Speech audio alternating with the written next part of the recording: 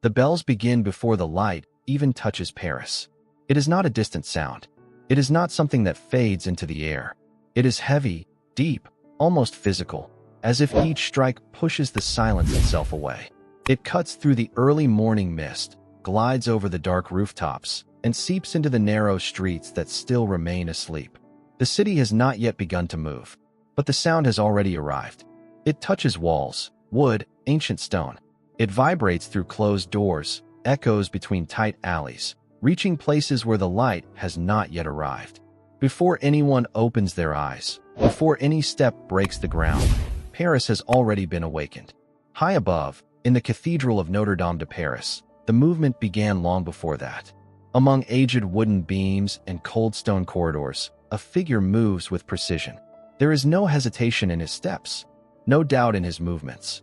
Everything there is repetition, repetition shaped by time, by solitude, by a routine that never changes. Quasimodo pulls the ropes, with strength, with control, with a familiarity that turns effort into instinct. The impact of the bell is not just a sound to him. It is a sensation that travels through his entire body. It vibrates in his arms, crosses his chest, rises up his neck. It is not something heard, it is something felt. And that changes everything. For those down below, the bells are just part of the day, a constant noise, a habit that has become invisible over time. But for him, the bells are company. They are response. They are presence. They never avoid him, never reject him, never look away. Before any window opens, he is already watching the city. From above, hidden among the towers, he sees Paris awaken like a slow organism, still undefined. The mist covers the rooftops unevenly, creating a soft layer that hides details, smooths imperfections. From where he stands, everything looks different. The rooftops spread like waves frozen in time, misaligned, tilted, overlapping in ways that follow no clear logic. And yet, from a distance, they create a pattern, a kind of order that only exists when one is not close enough to see the truth. Smoke begins to rise. At first, timid, thin, almost invisible. Then, more constant. It rises from chimneys and blends with the cold morning air, creating the illusion of a city that breathes slowly. But that calm is not real. It is only distance. Down below, the city is not silent. It is not organized. It is not light. The streets are too narrow for the number of people who need to cross them. The ground is uneven, often covered in mud that never fully disappears. Even when it dries, it leaves marks. Layers of accumulated dirt, compressed by time. The smell is constant. It is not something that comes and goes. It is always there. A mix of food scraps, animals, open sewage, damp wood. A heavy air that does not move easily, trapped between walls that are too close. The first people begin to appear. Slow steps, still drowsy. Doors open with dry creaks. Windows are pushed outward. Small movements that, together, begin to shape the day. But it does not last long. Because Paris does not wake slowly. It explodes. In just a few minutes, the silence disappears completely. What was once empty turns into continuous sound. Merchants shout, announcing freshly baked bread, meat, fabrics. Voices overlap, compete, try to stand out. Carts begin to move. The sound of wheels against the uneven ground creates a constant rhythm, interrupted by jolts, by loose stones, by accumulated mud. Animals move among people, taking up space, forcing detours. Children run, fast, unpredictable, crossing paths without warning. The city does not have enough order to prevent it. Everything happens at once, and it keeps happening. From the top of the cathedral, all of this seems distant, small, controlled. People become moving figures, difficult to distinguish individually. But for Quasimodo, none of it is random. He watches every day. He recognizes patterns that no one else notices. He knows where movement begins first. He knows which streets fill up faster. He knows which paths are avoided. He knows the city, but he does not belong to it. That is the difference. The bells ring again. The sound spreads with even greater force now, cutting through a city already in motion. For a brief moment, something changes. Not completely, but enough to be felt. Some people lift their gaze. Others slow their pace. There is an invisible pause, almost imperceptible, as if the sound creates a rupture in the constant flow. But that pause does not last. It never lasts. The movement returns, more intense, more chaotic, as if compensating for the brief interruption. The city continues. It always continues. In the square, the atmosphere is different. The open space creates a rare sensation, space. There, people can gather without the constant pressure of narrow walls. The air circulates better. The sounds spread differently. There is music, improvised, irregular, but present. Laughter begins to emerge, mixed with less urgent voices. For a moment, the city feels less heavy. And then, something draws attention. In the middle of the crowd, a figure moves differently. Inspired by Esmeralda, she does not carry the visible weight of the city. Her movements are light, fluid, almost disconnected from the harshness around her. People stop, watch. Some move closer. Others simply observe. But all react. From above, he sees every detail, every movement, every reaction. He does not participate. He never participates. But that does not mean he is not present. For him, observing is the only way of being. Meanwhile, far from the attention of most, control remains. Guards position themselves at strategic points. The church watches, even when it is not directly seen. Power does not need to announce itself. It is already in everything. In the limits, in the looks, in the silence that prevents certain actions. Paris seems free, but it is not. The day advances. The light changes slowly. The sun rises, cutting through the remaining mist, illuminating the rooftops more directly. Shadows shorten. Details become clearer. The city continues in constant motion. Without pause. Without rest. From above, time feels different. The wind is stronger. Sound arrives filtered. Everything seems more distant. But the solitude is closer. Quasimodo remains. Always in the same place.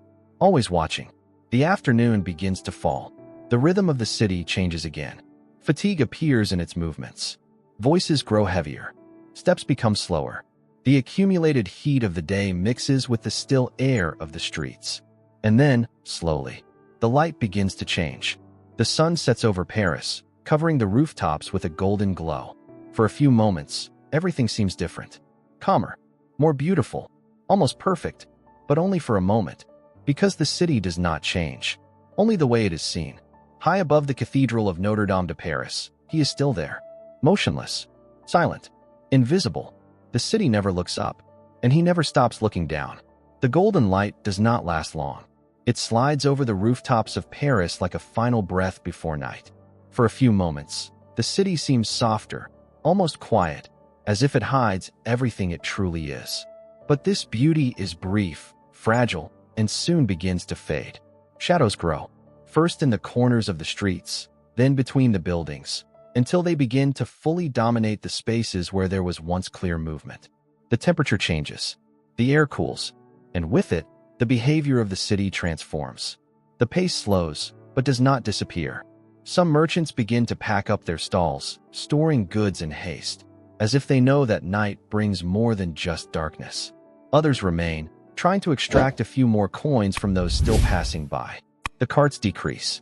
Sounds become more spaced out, less constant, heavier. And still, Paris does not stop. From the top of the Cathedral of Notre Dame de Paris, he watches this change as he watches all others. Without interfering, without participating, simply recording every detail most people ignore. The night reveals a different city. During the day, everything is exposed. Everything is visible. But when the light disappears, other layers begin to emerge. More discrete movements. Less predictable paths. The same streets are still there, but they seem different. The shadows hide imperfections, but they also hide intentions. People who blend together during the day now separate. Smaller groups, faster steps, more attentive glances. The sound also changes. There is no longer the constant chorus of voices competing for attention. Now, sounds are isolated. A step echoing through an empty street. A door slamming shut. A whisper lost in the cold air. And above all, the silence. Not a complete silence, but a silence that weighs. The bells remain. And when they ring at night, the effect is different. Deeper. More intense. Without the noise of the day to dilute it, the sound becomes dominant. It cuts through the darkness with greater clarity, greater presence. Each vibration seems to last longer. For Quasimodo, this brings everything even closer. Night does not push his world away. It draws it nearer, because it is when the city grows quieter that the details become clearer. From above, he notices changes no one else perceives. Paths that appear only in the absence of light. People who avoid certain areas. Others who seek exactly those places. Paris reorganizes itself when no one is watching. And he sees everything. The square, which during the day was full of life, now breathes differently. There is still movement, but it is different.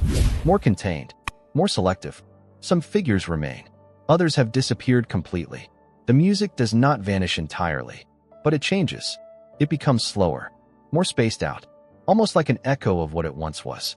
And for a moment, among the shadows, that light presence, inspired by Esmeralda, seems even more distant, as if she belongs more to the day than to the night. From above, he continues to watch, always from the same place, always in the same way. But night brings something that day does not. Reflection. Without the excess movement, without the constant noise, there is space to perceive more, to feel more. And in this partial silence, the distance between him and the city feels even greater. Because during the day, chaos brings things closer. But at night, solitude expands. The wind grows stronger. It cuts through the cathedral towers with greater force, producing its own sounds. Low, continuous whistles that blend into the surroundings and create an invisible soundtrack. The cold stones absorb the temperature. The air becomes denser, and even so he remains, motionless on the outside, alert within. Paris continues to live, even when it seems asleep, even when it seems empty, because at no moment does it truly stop. It only changes, adapts, transforms, and at the center of it all, invisible to everyone, yet present in every instant, he is still there, watching a city that will never see him, living in a world that will never accept him, but knowing every detail, like no one ever will. The night is not the same for everyone in Paris. For some, it is rest. For others, it is when real life begins. And for many, it is simply the continuation of a struggle that never truly ends. In the narrowest streets, where light barely reaches, small fires begin to appear. They are not large enough to fully warm, but enough to push back the cold that slowly settles between the stone and wooden buildings. People gather around these flames, not for comfort, but out of necessity. Low conversations, almost whispers, fill the air. Stories of the day, complaints, quick exchanges of information. The city continues to communicate, just more quietly. From high above the Cathedral of Notre Dame de Paris, all of this is visible in fragments. Small points of light scattered through the darkness. Isolated movements. Lives that continue, even when they seem to disappear. Quasimodo watches each of them as if they were part of an invisible map that only he can read. He knows where people gather, where they avoid, where something always happens. And even without ever going down there, he understands. The city at night is not just quieter. It is more honest. During the day, there is distraction. There is enough movement to hide many things. But when everything slows down, what remains becomes more evident. Inequality does not disappear. It stands out. There are those who retreat into safer, more protected homes, where the night is just a comfortable pause. And there are those who remain exposed, who stay in the streets, who have nowhere to go.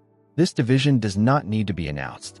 It is in every detail, in the kind of light each person has access to, in the space each person occupies, in the silence each person carries. Footsteps at night are different, faster, more alert. Every sound gains importance. A door closing, an object falling, an unexpected movement. Everything can mean something. And because of that, everyone watches more. Less distraction, more instinct. From above, he perceives this clearly. The city does not relax. It simply changes its behavior. Paths change, priorities change, but the tension remains. In some places, the night brings encounters, discreet exchanges, quick negotiations that would not happen under daylight. In others, it brings absolute silence. Empty streets, where the sound of one's own footsteps feels too loud. Paris divides into invisible zones, each with its own rhythm, its own logic, and he sees them all at once. The bells remain present, even when they do not ring. They are there, motionless, silent, but carrying a constant weight. And when they finally sound again, the effect is even deeper. The sound travels through the night without resistance. There is no noise strong enough to compete, no distraction strong enough to ignore it. Each strike lingers, spreads, imposes itself, and for a moment, the entire city seems to listen, even those who try not to hear. For Quasimodo, this is the closest moment to connection, because it is when everyone, even if only for an instant, shares the same sound, the same time, the same presence, even without knowing it. Dawn approaches slowly, and with it, a subtle change begins to happen. The city does not fully sleep, but it grows tired. Movements diminish even more. Sounds become rare. Lights begin to disappear one by one, until only a few remain. Few, isolated, and the silence grows. But it is not empty. It is filled with everything that has happened, with everything that is yet to happen. From high above the Cathedral of Notre Dame de Paris, he remains, as always, unchanged, without pause, because for him, there is no clear beginning, nor an end. There is only continuity, constant observation, invisible presence. While the city moves through cycles that repeat themselves, he remains outside of them, watching, learning, memorizing, as if every detail mattered. And perhaps it does, because while everyone lives only parts of the city, he sees everything, and keeps everything, as if he were the only one capable of perceiving the Paris that truly exists. The Paris that does not reveal itself to those inside it, but only to those who observe from afar, in silence, without ever being seen in return. Dawn does not end clearly in Paris. It dissolves slowly. The darkness does not vanish all at once. It retreats little by little, allowing the light to return in thin layers, almost imperceptible. First the outline of the rooftops, then the streets, then the people. But even before the day truly returns, something has already begun. The bells. They return with force. The sound cuts through the remnants of the night like a definitive rupture. There is no gentle transition. The city is pulled back into motion without choice. And high above the Cathedral of Notre Dame de Paris, Quasimodo is already awake. He never truly sleeps like the others. His time does not follow the same rhythm. For him, there is no day or night in the same way. There is only the continuity of what must be done. The cycle begins again, but each day brings something different. And on this one, the city carries tension. It is not something visible at first glance, but it is there, in quicker movements, in more attentive glances, in the way people occupy space. Something is going to happen, and the city feels it even before it understands what. The streets begin to fill earlier. More people than usual, more movement, more concentration in certain areas. The square, especially, begins to draw attention. Groups form, quick conversations, exchanges of information. No one announces anything clearly, but everyone knows. There is an expectation in the air. From above, he notices it immediately. The patterns have changed. The paths have shifted.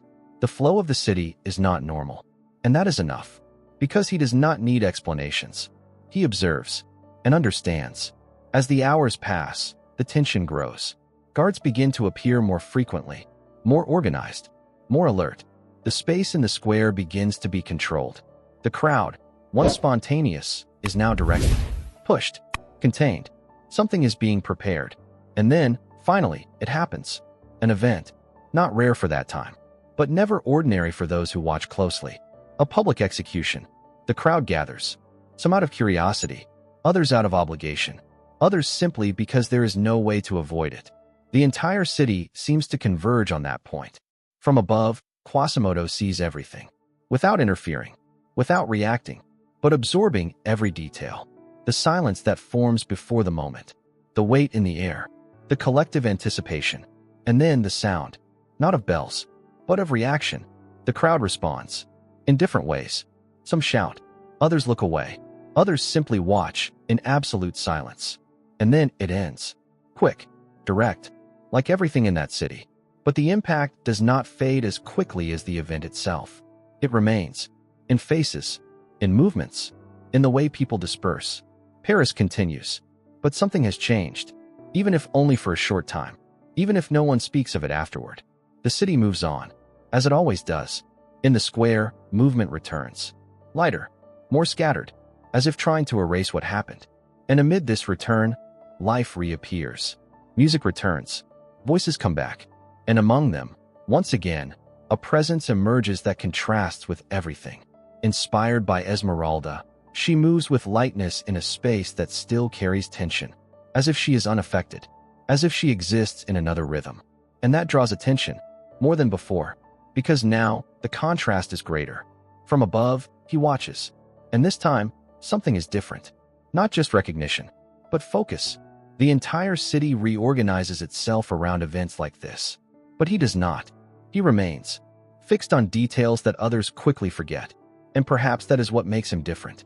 While everyone lives moments, he keeps all of them, without choice, without pause, without ever being able to share. The day continues, but the city does not return exactly to what it was. It never fully returns, because every event leaves something behind, even if invisible, even if silent. And high above the Cathedral of Notre Dame de Paris, he remains there, watching a city that constantly changes, but never changes for him, because, in the end, everything happens below, and he remains above, always present, always invisible, always watching. The day goes on, but for Quasimodo, something has changed. It was not the execution.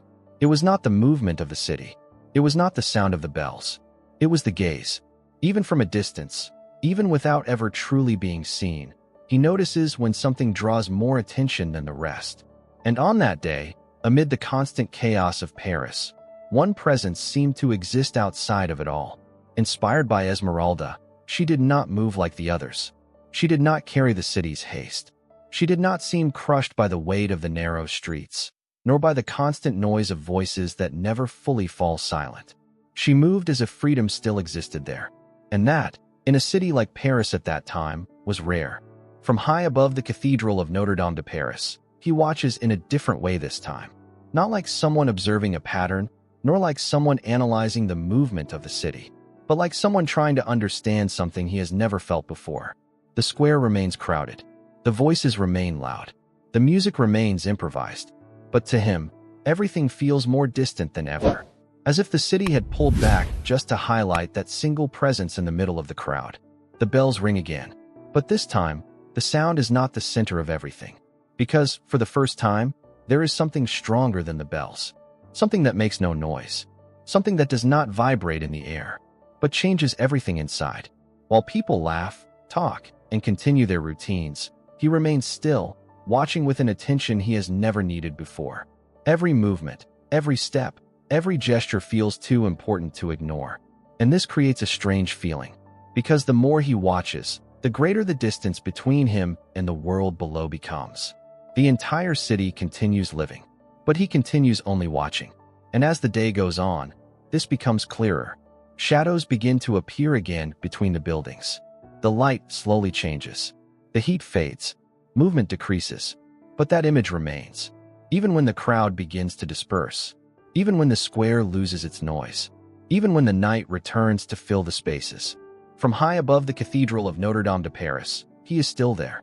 Always in the same place. Always in the same position. But this time, it is not only the city he watches. It is a memory. A feeling. Something that does not disappear when the light fades. Night returns to Paris with greater force now. The wind cuts through the towers. Sounds become rare again. The streets grow empty. But even so, something has changed. Because for the first time, the city does not feel completely distant. Not completely cold. Not completely impossible. And that is enough to change everything. The bells do not ring. The city does not shout. Nothing really happens. But the silence is no longer the same. He remains, watching, thinking, feeling something he has never needed to feel before. And perhaps that is what makes this city so different to him. Not the streets, not the people, not the noise, but the possibility that something exists there that is not only solitude. As the night deepens and darkness fully covers Paris, one thing remains clear. He will never be part of the city, but he will also never stop watching it. Because high above the Cathedral of Notre Dame de Paris, there is someone who knows every detail of Paris, even if Paris never knows him.